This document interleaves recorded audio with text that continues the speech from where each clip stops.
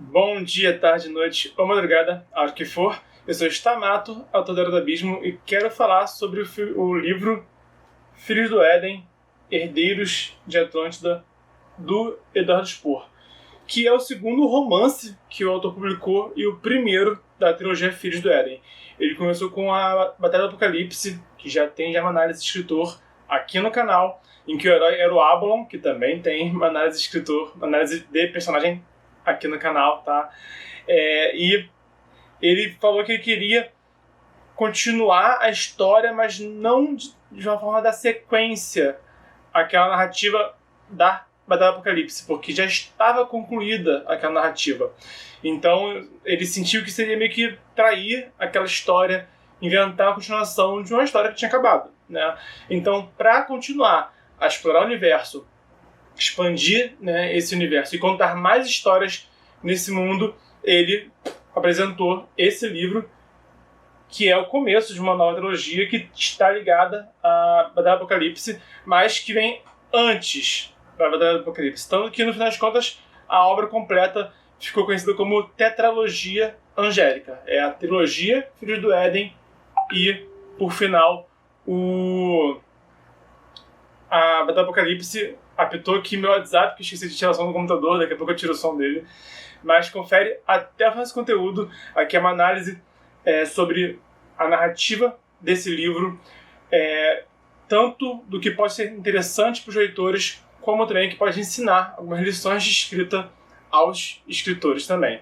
Então, se você gostou do conteúdo, no final não se esquece de dar o joinha, de se inscrever, ativar o sininho e também de compartilhar na rede social. E o primeiro ponto que eu gostei muito desse livro é como que ele soube explorar muito bem os arquétipos. O Spohr, ele é bastante assim, ele é adepto, né, a essa escrita mais da jornada do herói, essa escrita mais arquetípica, sabe? E nesse livro ele tem 4 protagonistas que são bem...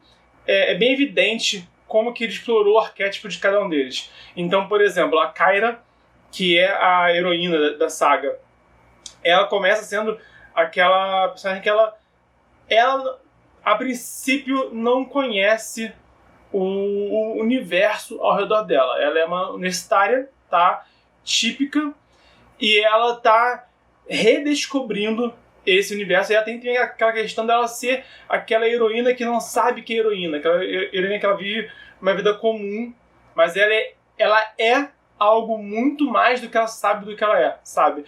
Tanto quanto no começo do Harry Potter, o próprio Harry não sabia de todas as questões que tinha ao redor dele, em questão do Voldemort, né? Das profecias, etc. O Harry Potter, ele tá meio predestinado à grandeza sem compreender isso, e ao longo do caminho dele ele vai compreendendo quem ele é, o que ele é e o que veio antes dele, tá? E no caso, a Kyra usa esse mesmo arquétipo, só que em vez de ser uma escola de bruxos com crianças, ela é uma universitária e começam a surgir anjos na vida dela, né? E ela parece tudo muito novo, tá? Então, isso é o arquétipo também do herói, tanto do Harry Potter quanto da Kyra, que é o herói que ele acaba encontrando o conhecimento, né? Tanto que a Kyra, ela é um dos elementos importantes nela, é o fogo, né? E o fogo também muitas vezes é conectado ao conhecimento, né? É uma simbologia também que está ali em diálogo. Então, outro exemplo disso também é a lenda de Hrungnor, do Lionel Caldela. A trajetória do Hrungnor também é uma trajetória de conhecimento do mundo ao redor dele e também de autoconhecimento. Todos eles têm ali o Luke Skywalker também passa por isso em relação ao Jedi, ao Darth Vader e etc. Tá? Então esse que é o arquétipo que o Spohr usou na Kyra. Tem também o Daniel, que é o favorito de muitos fãs, que ele é um renegado, né? Então a princípio ele é aquele fora da lei da galera. Então ele é o cara que é mais esperto, ele é o cara que ele é combatente, ele tem os princípios dele, mas você precisa conhecer muitas camadas dele até enxergar algum princípio nesse personagem, sabe? Porque a princípio ele é beberrão, ele é aquele cara que ele não joga pelas regras, né? Ele não é 100% honesto, né? E você, ao longo da história, vai conhecendo quem é esse cara, vai conhecendo como que ele se tornou essa pessoa que ele é. Além dele, tem também o Urakin, que é aquele soldado da retidão, do que faz o que é correto, né? Que segue as regras, é o oposto do Daniel, né? Então ele é o cara que ele é muito forte e ele é muito simplório, assim. Ele resolve as coisas de forma simples. Ele tem o conhecimento dele e a inteligência dele se baseiam em combate, em guerra, né? Em um campo de batalha, ele se dá muito bem. Mas, por exemplo, como a missão a princípio é encontrar a Kyra, né? E levar ela de volta aos superiores, né?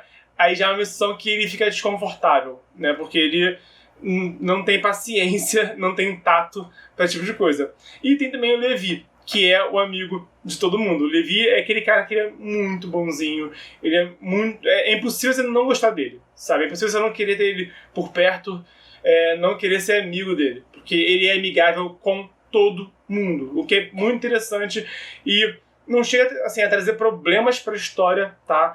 Mas, por exemplo, até pelo fato dele querer agradar todo mundo, ele é um péssimo negociador, por exemplo. Ele não sabe barganhar porque ele só aceita, sabe? Porque ele realmente quer fazer o melhor para todos, sabe? Então, e você acaba adorando ele porque, sabe, ele é muito bonzinho, ele é muito bom amigo. Então, esses são os principais desse livro aqui, tá? Ao longo da saga tem outros também arquétipos, se eu ficar falando aqui vai ficar um vídeo gigante, mas o Spor soube criar cada personagem de forma singular, tá? E soube usar os arquétipos em cada personagem. Ele soube isso. Se você quer também saber como usar arquétipos sem ser clichê, isso aqui é uma leitura excelente para você, tá bom? O segundo ponto é o universo bem explicado. Como eu falei, a princípio a Kyra, ela tá boiando, ela tá por fora de tudo, ela não compreende nada ao redor dela. Então ela precisa descobrir. Então o leitor, ele vai conhecendo o universo junto da Kyra. E geralmente isso é feito, esse tipo de subterfúgio narrativo é feito com um personagem que ele realmente não conhece o universo ao redor dele, como o Luke Skywalker. Ele é um fazendeiro que viveu isolado da galáxia a vida inteira, então ele não conhece a galáxia, então a gente vai conhecendo junto dele tudo. Outro exemplo disso também é o Fletcher da saga Conjurador do Taramataro, em que ele também vivia numa cidade longe de tudo e a vida dele se limitou àquilo também, sabe? Então, geralmente quando você pega assim, um personagem que vive em um lugar distante e aí passa a conhecer o mundo ao redor dele, vem esse arquétipo, né, de descobrir o mundo junto do leitor. Outro exemplo é o herói amnésico. Quando o herói tem amnésia, ele precisa redescobrir tudo. Então isso é usado para que a pessoa que já é experiente, já é forte, mas ele precisa redescobrir o mundo ao redor dele e precisa que expliquem para ele aquele mundo. Exemplo disso é o jogo do Witcher 1. No jogo do Witcher 1, eles deram amnésia pro Geralt, então ele não conhece muito do mundo, ele esqueceu as coisas, ele esqueceu as próprias aventuras dele. Então, de novo, ele vai redescobrindo a história dele e o mundo ao redor dele junto do jogador, no caso, tá? E no caso, usando esse subterfúgio, o Spor, ele explica muito bem o universo ao redor dele. É muito amigável, tá? A princípio você saca que tem algo a mais acontecendo, não é só uma cidade universitária. A história começa numa cidade universitária. Você saca que tem algo a mais e as coisas vão sendo apresentadas até forma que fica interessante, fica divertido, mas fica um pouco confuso, tá? E aí, quando param para explicar pra cara o que está acontecendo, você vai entendendo, tanto em relação às criaturas que ela encontra, anjos, demônios, fantasmas, fadas, etc. Como também como é que funciona esse universo, né? Como é que funcionam as outras dimensões, os outros planos existenciais, como que os celestes, né? Os celestes transitam entre mundos e etc. Então, a Kyra passa por essa jornada de descoberta junto do leitor, e você consegue entender muito bem tudo o que acontece ali. E o terceiro ponto que eu adorei nesse livro aqui é como que o Spor soube usar e apresentar um cenário muito brasileiro, sabe? Isso é uma coisa que é difícil de a gente encontrar na literatura fantástica no modo geral, sabe? Geralmente as pessoas gostam de contar histórias fora do Brasil, eu nem sequer entendo porquê, mas felizmente nós temos bons livros que se passam no Brasil usando o universo fantástico. Eu já citei aqui outras vezes já também o Filhos da Lua, da Marcela Rossetti, se passa em Santos, e também esse livro aqui, ele se passa em vários locais do Brasil. Ele começa, acho que é Santa Madalena, Santa Helena, eu esqueci agora a cidade é Santa Helena, isso mesmo. Santa Helena é uma cidade universitária onde começa a história e rola um trip road, né? Rola uma viagem de estrada entre os personagens e a história também chega à Amazônia, né? Então, até o Dispor explica a relação com os celestes, né? O paraíso, o céu e o inferno, e também as outras entidades de outras religiões. Em outros livros ele usa também mitologia nórdica, mitologia grega, mas nesse livro ele usa parte da mitologia amazônica. Então você encontra entidades na Amazônia, encontra uma deusa na Amazônia e explica também a relação entre o universo de anjos e demônios e os demais universos dessa forma.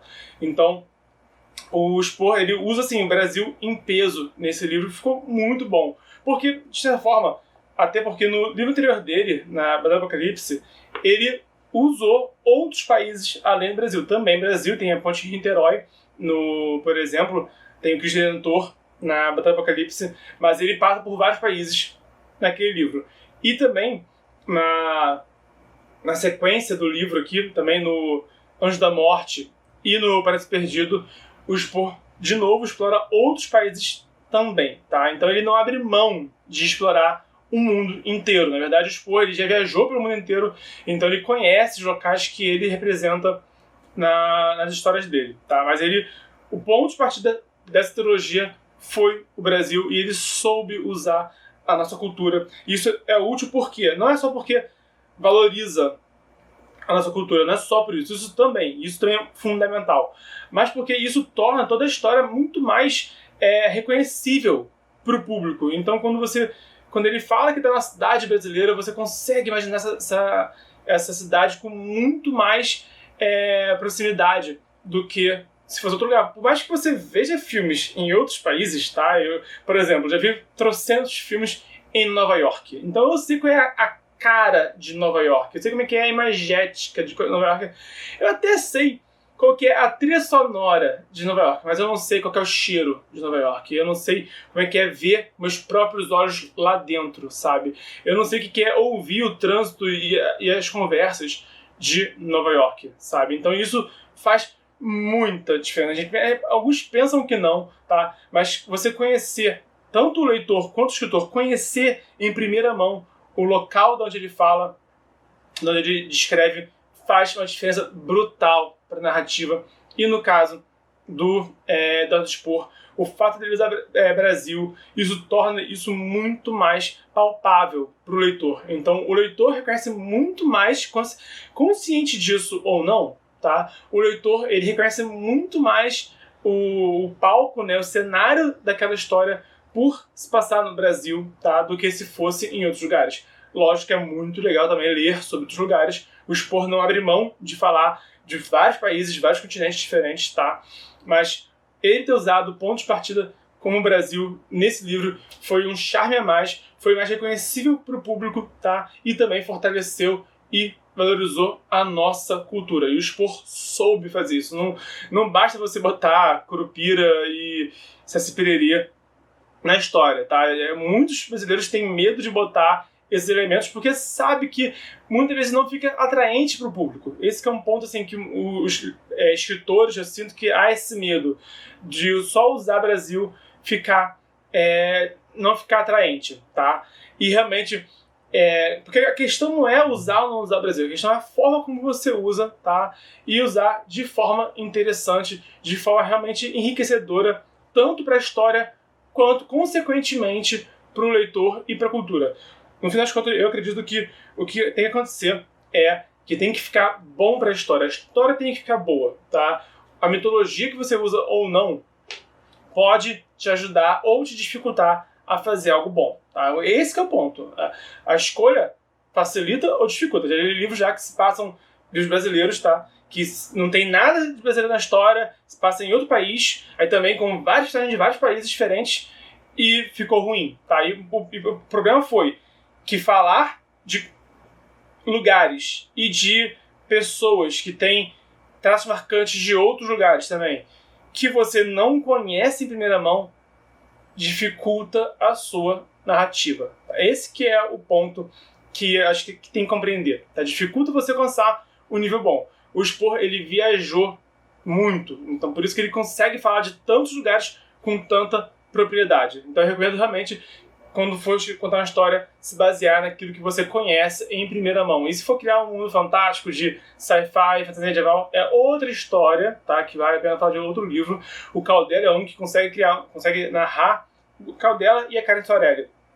Ambos falam, chegando no livro de Tormenta, que é fantasia medieval, mas eles conseguem fazer de forma que o leitor reconheça aqueles personagens, tá? Mas são outras ferramentas, é outro caminho a ser percorrido para chegar a esse ponto, tá? Focando aqui no Eduardo Spohr, ele soube usar o Brasil de forma que a história ficou muito boa e, consequentemente, ficou também bom para o leitor e também fortaleceu a nossa cultura e a nossa identidade.